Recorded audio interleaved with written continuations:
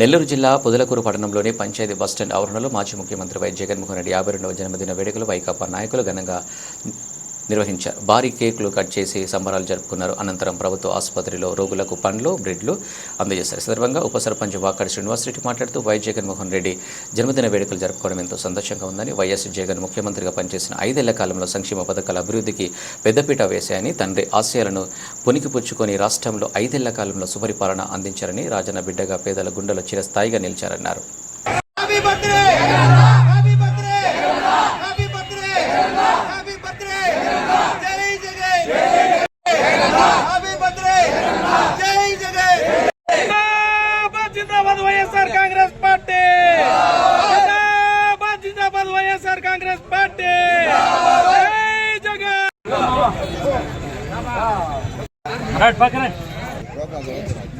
Voice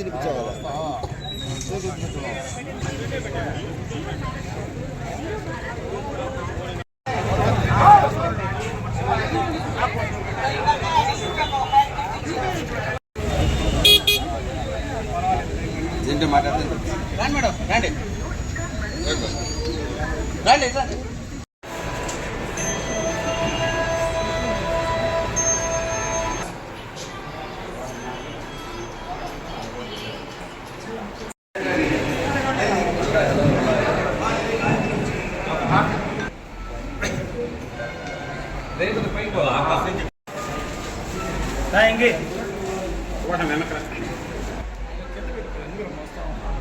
అత్యంత వైభవపేతంగా చేసుకోవడం జరిగింది. ఇక్కడ జగన్మోహన్ రెడ్డి గారి అనగానే పేదల పక్షపాతి. నిజంగా మేమెవరిని కూడా ఈ యొక్క కార్యక్రమం రమ్మని పిలిచిన లేదు. ఊరినే మాకు ముఖ్యమైన నాయకులు కొంతమంది మాత్రమే ఫోన్ చేసి ఈరోజు జగన్మోహన్ రెడ్డి గారి బర్త్డే కాబట్టి రమ్మని చెప్పడం జరిగింది. అనుకోకుండానే జగన్మోహన్ రెడ్డి గారి బర్త్డే అని తెలియంగానే ఇంతమంది వచ్చారంటే చాలా సంతోషం. ఆయన్ని మర్చిపోలేదు. ఆయన చెప్పిన మాటలు చెప్పినట్టే చేస్తాడు అనేది తెలుసు కాబట్టి ఏదో గతం 2024లో మేలో జరిగిన ఎలక్షన్స్లో కొన్ని అబద్ధ మాటలు చెప్పి తెలుగుదేశం పార్టీ అధికారంలో రావడం జరిగింది. 6.5 నెలలు గడిచినా కూడా సూపర్ 6 వాగ్దానాలు చేసి ఆ వాగ్దానాలను ఒక్కటి మాత్రమే పూర్తి చేసి ఏవి పూర్తి చేయకుండా నడుపుతున్న తెలుగుదేశం పార్టీ వంచనను ఈరోజు ప్రతి ఒక్క పేదవాడు గమనిస్తున్నాడు. అదే జూన్లో వచ్చిన రిజల్ట్ తర్వాత, అదే జగన్మోహన్ రెడ్డి గారి ప్రభుత్వం వచ్చుంటే జూన్ 4 వచ్చిన రిజల్ట్ తర్వాత వారం రోజుల్లోనే అమ్మఒడి, ఫీజు రీంబర్స్మెంట్ ఇట్లా ఎన్నో పథకాలు పడి ఉండేవి. ఈరోజు పేదలకు పడుతున్నాయా? పడలా. ఎందుకు పడలేదు? వంచన చేసిన ప్రభుత్వం వల్ల ఈరోజు పేదలు మళ్ళీ వెనక్కిపోయారు. 5 సంవత్సరాలు పేదల అకౌంట్లో డబ్బులు 2,90,000 కోట్ల రూపాయలు పేదవాడికి వచ్చిందంటే అందరికీ కూడా ఆ వ్యాపారస్తులకు కానీ ప్రజల్లో కానీ ఈ యొక్క డబ్బు తిరుగుతూ ఉంటుంది. అదే పెద్దవాడి చేతులకు పోతున్నాయి ఇప్పుడు డబ్బులు. ఆ డబ్బులన్నీ కట్టలు కట్టి ఇంటిలో బీరువాల్లో గోడౌన్స్ లో ఉంటాయి. గమనించుకోండి ప్రతి ఒక్కరు కూడా.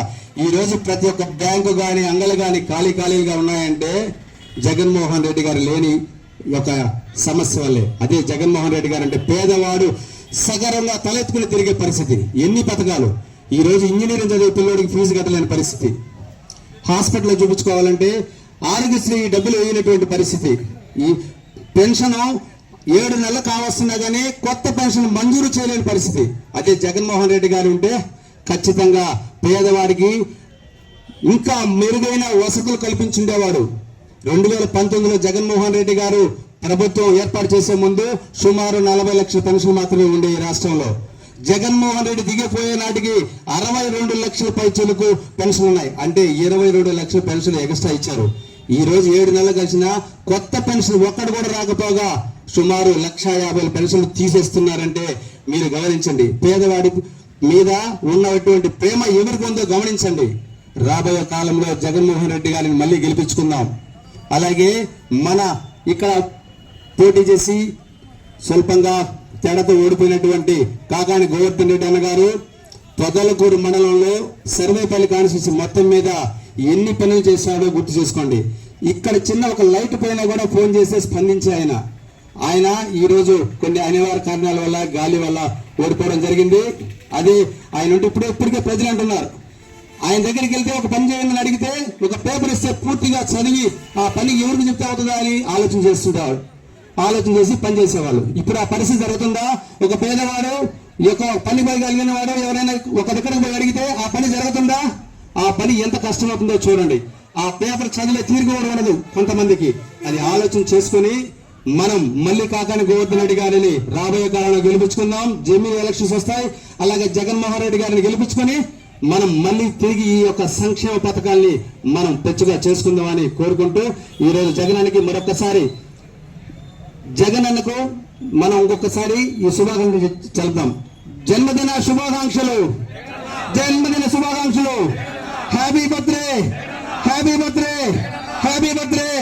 శుభాకాంక్షలు తెలియజేస్తున్నాను. ఈ సందర్భంగా పొదలకూరు పంచాయతీ బస్ స్టాండ్లో మరి మా పొదలకూరు మండల గౌరవనీయ వైఎస్ఆర్సీపీ నాయకులు, అలాగే ప్రజాప్రతినిధులు, కార్యకర్తలు సమక్షంలో ప్రజలందరి నడుమ మరి ఈరోజు ఆయన జన్మదినాన్ని మేము వేడుకగా చేసుకోవడం చాలా సంతోషంగా ఉంది. అట్లాగే మరి జగన్మోహన్ రెడ్డి గారు ఏ ప్రభుత్వంలో చేయని మరి అంబేద్కర్ గారి రాజ్యాంగం ప్రకారం మరి అంతకంటే కూడా ఉన్నతంగా ఆయన అనేకమైన సంస్కరణలు ఆంధ్రప్రదేశ్ రాష్ట్రంలో తీసుకుని వచ్చి సంక్షేమ పరంగా, అభివృద్ధి పరంగా ఆయన ఒక అత్యున్నతమైన నాయకుడిగా ఎదిగారు. మరి అలాంటి సందర్భంలో పేద మధ్యతరగతి ప్రజలందరికీ ఆయన పాదయాత్ర సందర్భంగా ప్రజల యొక్క ఇబ్బందులు తెలుసుకుని ఎవరికి ఏ వర్గానికి ఎలాంటి పరిస్థితులు ఏ వర్గము ఉన్నారో వారందరూ